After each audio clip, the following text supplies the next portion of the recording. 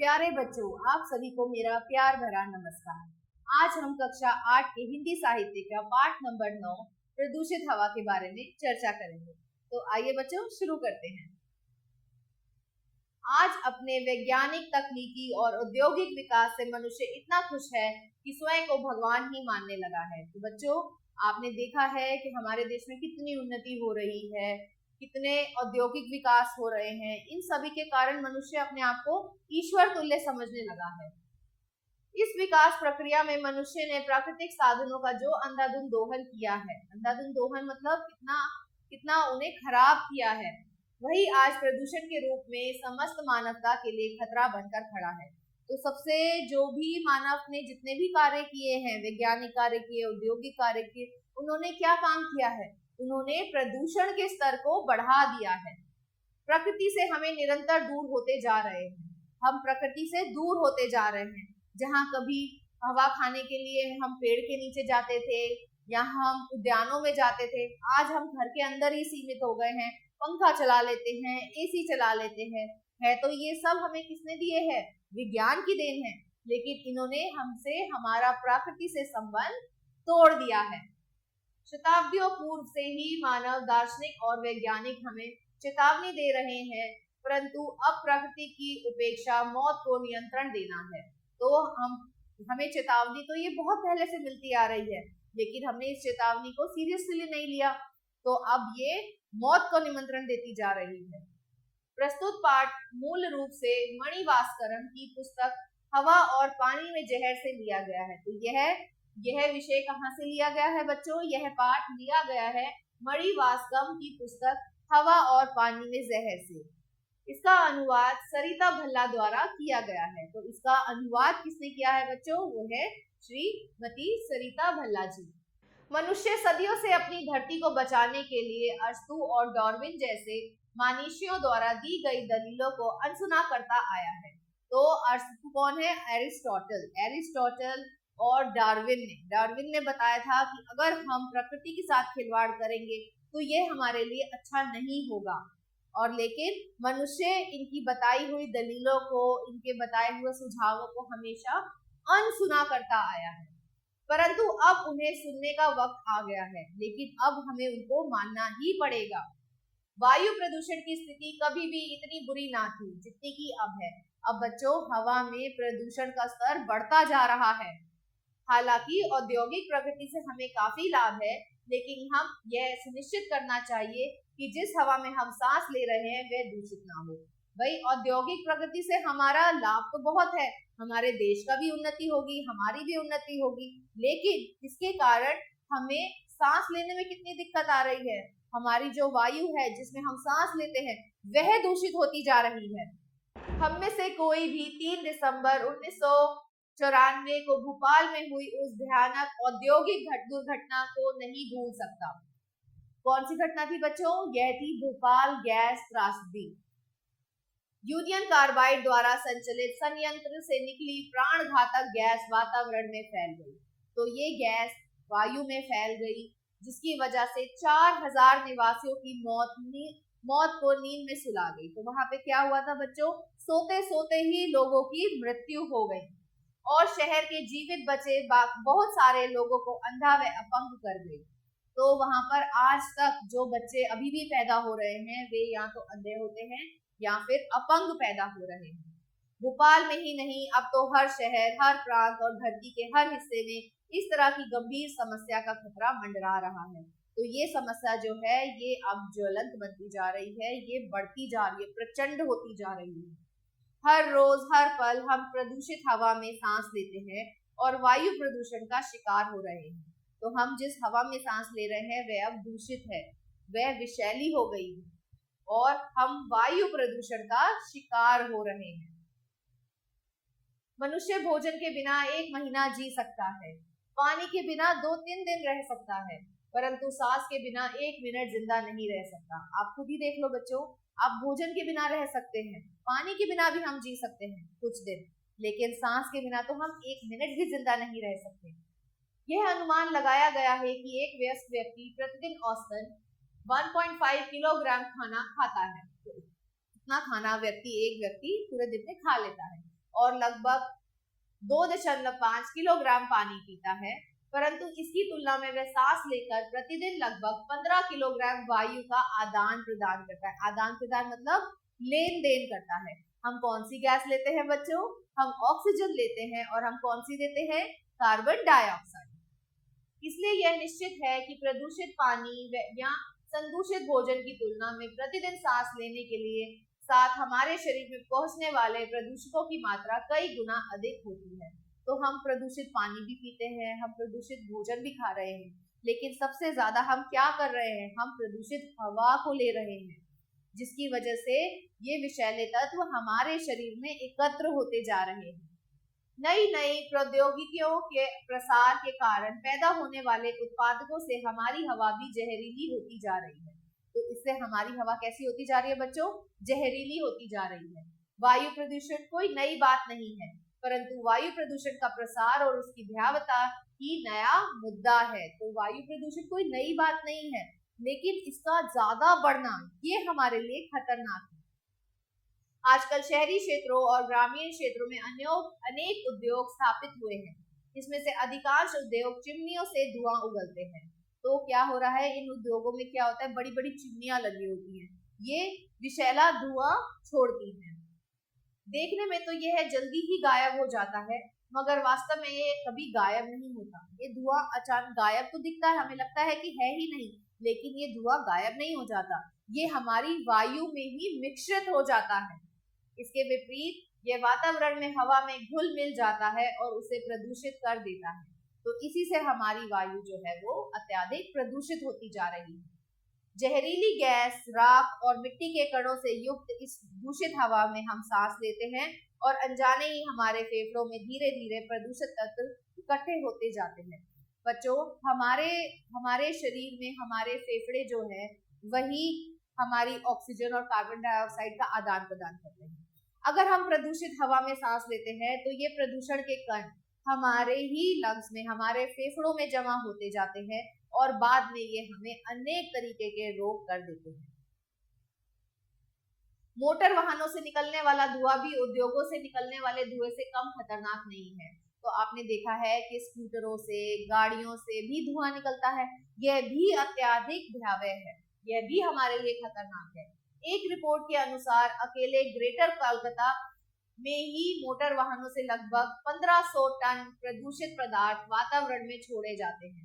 तो एक अनुसंधान किया गया, उसके अनुसार पता चला कि ग्रेटर कोलकाता में क्या हो रहा है? वाहनों द्वारा छोड़ा गया ये विषैला धुआं अत्यधिक हमारे लिए नुकसानदायक है।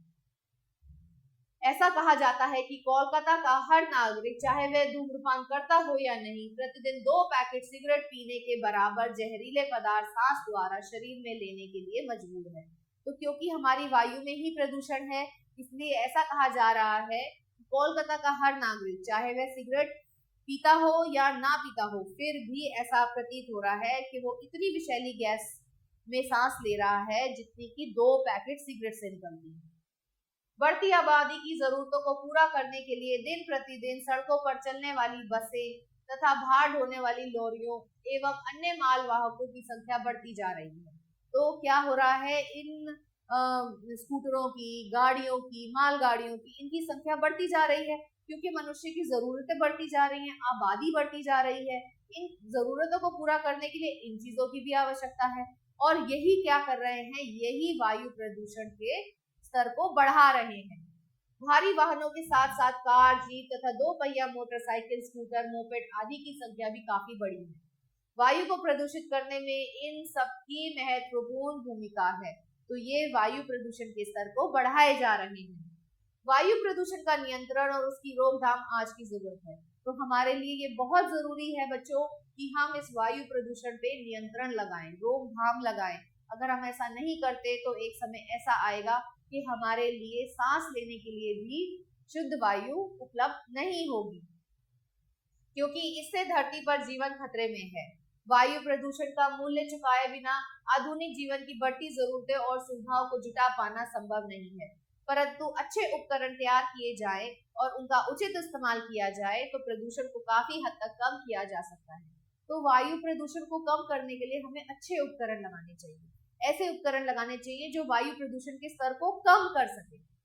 सबसे पहले और सबसे आवश्यक नियम यह सुनिश्चित करना है कि जलाने की क्रिया अधूरी न रहे। क्यों जलाने की क्रिया अधूरी न रहे बच्चों? क्योंकि अगर जलने की क्रिया अधूरी रह जाएगी तो उससे कार्बन मोनोऑक्साइड गैस निकलेगी। कार्बन मोनोऑक्साइड एक विषैली गैस है और अगर जलने की प्रक्रिया पूरी होती है, जलने की प्रक्रिया ऑक्सीजन की मौजूदगी में पूरी होती है, अगर जलने की प्रक्रिया पूरी होती है तो जो गैस निकलती है वह विषैली नहीं होती, वह होती है कार्बन डाइऑक्साइड। ज्यादा से ज्यादा दहन से धुएं की मात्रा घटाई जा सकती है, तो जितना ज्यादा अच्छा दहन किया जाएगा तो उससे धुएं की मात्रा जो होगी वो कम होगी। अर्थात पूरी तरह जलने से यह सुनिश्चित किया जा सकता है कि विषैली कार्बन मोनोऑक्साइड हानि रहित कार्बन डाइऑक्साइड में बदल जाए। ईंधन की मात्रा घटाकर तथा ईंधन और हवा का सही अनुपात सुनिश्चित करके दहन बढ़ाया जा सकता है। तो सही प्रकार का ईंधन इस्तेमाल करना चाहिए और सही अनुपात में यूज करना चाहिए, तभी हम सही दहन कर पाएंगे। उदाहरण के लिए कोयले को पहले चूरा बनाकर फिर जलाया जा सकता है। हाथ से जलाने के स्थान पर यांत्रिक स्ट्रोक का प्रयोग करके दहन की क्षमता बढ़ाई जा सकती है। तो इस तरीके से हम दहन की क्षमता को बढ़ा सकते हैं। हर उस उद्योग के लिए जिसमें वायु प्रदूषण की संभावना हो, प्रदूषण को नियंत्रण करने वाले उपकरण जैसे अरेस्टर, स्क्रबर और फिल्टर लगाना अनिवार्य कर देना चाहिए। तो ऐसे उपकरण हमें उनमें लगाने चाहिए। ताप, बिजली घरों तथा उड़ने वाली राख उत्पन्न करने वाले अन्य उद्योगों को अपने संयंत्रों में ही इलेक्ट्रोस्टैटिक प्रेसिपिटेटर लगा देना चाहिए। तो इलेक्ट्रोस्टैटिक प्रेसिपिटेटर क्या करता है? ये गंदगी को ऊपर ही रोक लेता है। तो ऐसे ही हमें संयंत्र यूज करने चाहिए। केवल प्रदूषण को नियंत्रित करने के उपाय भर काफी नहीं है, बल्कि यह सुनिश्चित करना आवश्यक है कि वायु प्रदूषण करने वाले उपकरण लगातार और सही ढंग से काम करते रहें। तो ये नहीं कि आपने उपकरण लगा दिए और उसके बाद काम खत्म हो गया, नहीं, हमें हमेशा उन पे ध्यान देना चाहिए कि वे सही काम कर भी रहे हैं या नहीं। मानव स्वास्थ्य की सुरक्षा के लिए बिजली घर, उपवर्ग या संयंत्र, सीमेंट और कीड़ानाशी बनाने वाले उद्योग अथवा घना धुआं तथा जहरीली गैसें छोड़ने वाले अन्य उद्योग सदैव मानव आबादी से दूर लगाए जाने चाहिए। तो ऐसे उद्योग जिनमें से अत्यधिक धुआं निकलता है या जो अत्यधिक वायु को प्रदूषण करने वाले तत्व छोड़ते हैं, उन्हें अपने रेजिडेंशियल एरिया से दूर होना चाहिए। जहां आबादी ज्यादा हो उससे दूर स्थापित करना चाहिए। औद्योगिक परिसरों तथा उनके आसपास सड़कों के किनारे तथा उद्योगों के नजदीकों के घरों में अधिक संख्या में पेड़ लगाने चाहिए। उनके आसपास अधिक मात्रा में पेड़ लगाने चाहिए। बच्चों, पेड़ लगाना क्यों आवश्यक है? क्योंकि वो हमारी वायु को शुद्ध करने में मदद करते हैं। पेड़ पौधे ये कार्बन डाइऑक्साइड को लेते हैं और शुद्ध ऑक्सीजन हमें दे देते हैं, इसलिए पेड़ लगाना अत्यधिक आवश्यक है।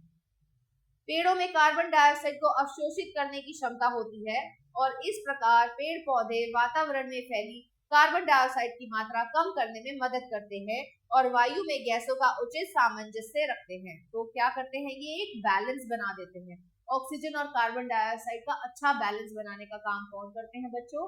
हमारे पेड़ पौधे। वाहनों से निकलने वाले धुएं को नियंत्रित करने के लिए अनेक तकनीकी विकसित की गई हैं, जैसे कि ट्यून अप, कैटेलिटिक रिएक्टर और इंजन में सुधार। तो ये सारी चीजें करके हम जो वाहनों में से धुआं निकलता है उसको नियंत्रित कर सकते हैं। ट्यून अप से धुएं के साथ निकलने वाले यौगिकों पर महत्वपूर्ण प्रभाव पड़ता है। उदाहरण के लिए वायु और ईंधन का अनुपात अधिक होने पर कार्बन डाइऑक्साइड और हाइड्रोकार्बन दोनों की मात्रा कम हो जाएगी। कैटेलिटिक रिएक्टर जहरीली कार्बन मोनोऑक्साइड को हानि रहित कार्बन डाइऑक्साइड में आश्रित कर देते हैं। तो क्या करते हैं ये कैटेलिटिक रिएक्टर कार्बन मोनोऑक्साइड को वापस से कार्बन डाइऑक्साइड में बदल देते हैं और इस तरह से नाइट्रोजन ऑक्साइड को नाइट्रोजन में बदल देते हैं। ईंधन में सुधार के कुछ और विशेष लाभ होते हैं। तो इससे हम अगर सुधार करते हैं तो वायु प्रदूषण काफी हद तक हम कम कर सकते हैं। धरती का गर्म होना कम करने के लिए हर स्तर पर प्रयास जरूरी है। तो धरती ज्यादा गर्म ना हो जाए। अगर धरती ज्यादा गर्म हो जाएगी तो उसका टेम्परेचर बढ़ जाएगा टेम्परेचर बढ़ने से क्या होगा बच्चों, उसका तापमान अगर बढ़ गया तो हम कैसे जीवित रह पाएंगे। हमारे लिए तो एक निश्चित तापमान चाहिए, अगर उससे ज्यादा स्तर बढ़ता जाएगा तो हम धरती पे रह नहीं पाएंगे। ऊर्जा के पुनर्नवीनीकृत स्रोतों जैसे वायु, सूर्य और समुद्री लहरों से ऊर्जा प्राप्त करने के लिए नए उपाय अपनाने चाहिए। पुनर्नवीनीकृत मतलब बच्चों नेचुरल रिसोर्सेज पे हमें ज्यादा ध्यान देना चाहिए। अभी नेचुरल रिसोर्सेज कौन कौन से हैं, सूर्य, वायु, समुद्री लहरें, ताकि वातावरण में कम कार्बन डाइऑक्साइड छोड़ी जाए। जंगलों को काटने से रोकने के लिए बनाई गई नीतियों को तेजी से लागू करना चाहिए। जंगलों की कटाई रोकनी चाहिए या कम होनी चाहिए, ताकि पेड़ पौधे ज्यादा हो सके। जितने ज्यादा पेड़ पौधे होंगे उतना ही प्रदूषण का स्तर कम होगा, क्योंकि हरियाली कार्बन डाइऑक्साइड को अवशोषित करती है। क्या वायु प्रदूषण इतना गंभीर विषय है? हाँ बिल्कुल, वायु प्रदूषण बहुत ज्यादा गंभीर विषय है बच्चों। यदि इस प्रकार वायु दूषित होती रही तो यह सोचिए हम कहाँ जाएंगे। अगर वायु उतनी ही प्रदूषित होती जाएगी तो हम सांस नहीं ले पाएंगे। हमारे शरीर में, हमारे फेफड़ों में विषैले पदार्थ जमा होते जाएंगे और हमें रोगग्रस्त कर देंगे। हम कैसे जिएंगे? हम जी ही नहीं पाएंगे। तो बच्चों ये पाठ किन्होंने लिखा है? एन मणिवासकरम ने लिखा है और इसका अनुवाद किया है श्रीमती सरिता भल्ला जी ने। तो इस पाठ का मुख्य उद्देश्य है बच्चों को प्रकृति से प्रेम करना सिखाना, प्रकृति को नुकसान ना पहुंचाना और वृक्ष लगाने के लिए प्रेरित करना। तो आइए बच्चों फैक्ट देखते हैं। मानव ही प्रकृति से छेड़छाड़ करने में लगा हुआ है, जिस कारण प्रकृति का संतुलन बिगड़ जाता है और प्रदूषण का रूप ले लेता है। तो ये बात हमने इसी पाठ में समझी है कि हम मनुष्य ही प्रकृति से खेल रहे हैं, जिसके कारण प्रकृति का संतुलन बिगड़ रहा है और प्रदूषण का रूप ले रहा है। आइए बच्चों इस पाठ का अभ्यास करते हैं। तो पहला आप देखिए बच्चों, यहाँ बहुविकल्पीय प्रश्न दिए गए हैं। यहाँ पर एक OMR शीट दी गई है जिसके अंदर सर्कल बने हैं। इन सर्कल को आपको अच्छे से भरना है, सिर्फ एक ही सर्कल को जो सही उत्तर का है। आपको कोई टिक मार्क नहीं लगाना, कोई क्रॉस का निशान नहीं लगाना, सिर्फ सही वाले उत्तर वाले सर्कल को आपको अच्छे से भरना है काले या नीले रंग के पेन से। तो आइए बच्चों देखते हैं पहला प्रश्न। मनुष्य किसकी दलीलों को अनसुना करता आया है? अरस्तू की, डार्विन की, इन दोनों की। तो इन दोनों की, इसका उत्तर है सी। भोपाल में औद्योगिक दुर्घटना कब हुई थी? बच्चों ये हुई थी 3 दिसंबर 1984 में। तो इसमें आप ए वाले को सर्कल करेंगे। भोपाल की दुर्घटना में कितने निवासियों की मौत की नींद सुला दिया था? 4000 निवासियों को। तो यहाँ पर 4000 निवासियों को। आप ग के लिए सी को सर्कल करेंगे। इस दुर्घटना से जीवित बचे लोगों का क्या कर दिया? तो वे लोग अंधे व अपंग हो गए। तो भ का आप अ वाला करेंगे। मनुष्य भोजन के बिना कितने महीने तक जीवित रह सकता है? मनुष्य भोजन के बिना 2 महीने तक जीवित रह सकता है। तो इसका भी आप अ वाला करेंगे। रिक्त स्थानों की पूर्ति कीजिए। यूनियन कार्बाइड द्वारा संचालित संयंत्र से निकली विषैली गैस वातावरण में फैल गई। हर पल हम दूषित हवा में सांस ले रहे हैं और वायु प्रदूषण का शिकार हो रहे हैं। एक वयस्क व्यक्ति प्रतिदिन औसतन 1.5 किलोग्राम खाना खाता है। सांस लेने के साथ हमारे शरीर में पहुंचने वाले विषैले तत्वों की मात्रा कई गुना अधिक होती है। वायु प्रदूषण का नियंत्रण और उसकी रोकथाम ही हमारा नया मुद्दा है। अति लघु उत्तरीय प्रश्न। निम्नलिखित प्रश्नों के उत्तर दीजिए। औद्योगिक चिमनियों और वाहनों से निकलकर धुआं कहाँ जाता है? ये धुआं कहीं नहीं जाता, ये हमारी वायु में मिश्रित हो जाता है। ऊर्जा के कौन से नए स्रोत प्रदूषण से छुटकारा दिला सकते हैं? ये स्रोत है वायु, सूर्य, समुद्र की लहरें। वाहनों से निकलने वाले धुएं को नियंत्रित करने के लिए किसमें सुधार किया जाना चाहिए? सरकार की नीतियों में सुधार किया जाना चाहिए। भाव स्पष्ट कीजिए। अरस्तु के जीवन काल में प्रदूषण की क्या स्थिति रही होगी? उन्होंने आज की समस्या को कैसे जान लिया था? अरस्तु की जीवन काल में प्रदूषण का स्तर बढ़ना शुरू हुआ था। तो उन्होंने हमें बताया था कि हमें प्रकृति के साथ छेड़छाड़ नहीं करनी चाहिए, क्योंकि जितना हम प्रकृति के साथ छेड़छाड़ करेंगे उसके अंदर एक असंतुलन आ जाएगा जो कि भयानक प्रदूषण का रूप ले लेगा। और यही बात बच्चों सच हुई, और यही हम आज के जीवन काल में देख रहे हैं कि अगर हमने उनकी बात मानी होती तो हमारा इतना प्रदूषण नहीं होता। वाहनों की निरंतर संख्या बढ़ने पर किस प्रकार रोक लगाई जा सकती है? इस पे रोक लगाने में सबसे जरूरी या सबसे महत्वपूर्ण योगदान होगा सरकार का। सरकार को ही कंपनियों को कहना पड़ेगा कि आप वाहन कम बनाएं, उनमें ऐसे उपकरण लगाएं जिनसे प्रदूषण को रोका जा सके, ना कि प्रदूषण को बढ़ाया जा सके। निम्नलिखित विशेषण शब्दों के साथ प्रविशेषण शब्द लगाकर वाक्य बनाएं। बेटा बच्चों, प्रविशेषण शब्द कौन से होते हैं? प्रविशेषण शब्द वो होते हैं जो विशेषण की भी विशेषता बताते हैं। तो भयंकर एक विशेषण शब्द है, तो भयंकर से पहले हम कौन सा प्रविशेषण लगाएंगे? प्रदूषण आज के युग की एक बड़ी भयंकर समस्या है, तो बड़ी यहाँ पर भयंकर की भी विशेषता बता रहा है। गंभीर, कैंसर एक बड़ी ही गंभीर बीमारी है। समुद्री, जहाज बड़ी समुद्री लहरों में खो गया। जहरीली, कार्बन मोनोऑक्साइड एक अत्यंत जहरीली गैस है। निम्नलिखित शब्दांशों के लिए एक शब्द लिखिए। विचारणीय विषय, मुद्दा, उद्यापन बढ़ाने वाला, औद्योगिक, प्राणघातक गैस कार्बन मोनोऑक्साइड, मशीनी ढांचा संयंत्र, दर्द निवारक पीड़ानाशक। निम्नलिखित वाक्यों में से सर्वनाम शब्द छांटकर लिखिए। सर्वनाम शब्द कौन से होते हैं? जो संज्ञा के स्थान पर लगते हैं। जिस हवा में हम, तो यहाँ पे हम सांस ले रहे हैं वह दूषित ना हो, तो हम और वह। मैं धरती की रक्षा कैसे करूं, तो इसमें सर्वनाम है मैं। उनके सहयोग से मुझे शक्ति मिली है, उनके और मुझे। अनजाने में ही हमारे फेफड़ों में धीरे धीरे प्रदूषण तत्व इकट्ठे होते हैं, तो इसमें सर्वनाम है हमारे। लोग स्वयं को भगवान मानने लगे हैं, तो यहाँ पर होगा स्वयं। निम्नलिखित शब्दों में से मूल शब्द और प्रत्यय अलग करके लिखिए। उद्योगिक, उद्योग प्लस इक। भयावहता, भयावह प्लस ता। नियंत्रित, नियंत्रण प्लस इति। जहरीली, जहर प्लस इला। उत्साहित, उत्साह प्लस इत। निम्नलिखित गद्यांश को पढ़कर पूछे गए प्रश्नों के उत्तर दीजिए। मनुष्य भोजन के बिना 1 महीने जी सकता है, पानी के बिना 2-3 दिन, परंतु सांस के बिना 1 मिनट जिंदा नहीं रह सकता। यह अनुमान लगाया गया है कि एक वयस्क व्यक्ति प्रतिदिन औसतन 1.5 किलोग्राम खाना खाता है और लगभग 2.5 किलोग्राम पानी पीता है, परंतु इसकी तुलना में वह सांस लेकर प्रतिदिन लगभग 15 किलोग्राम वायु का आदान प्रदान करता है।